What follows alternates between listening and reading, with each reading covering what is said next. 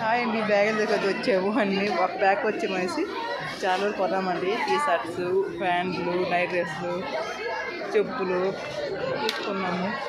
Rain coat మా పాప school తెచ్చిన తడిసిపోతుంది వర్షాకాలం. బ్యాగుల దగ్గర వచ్చాము.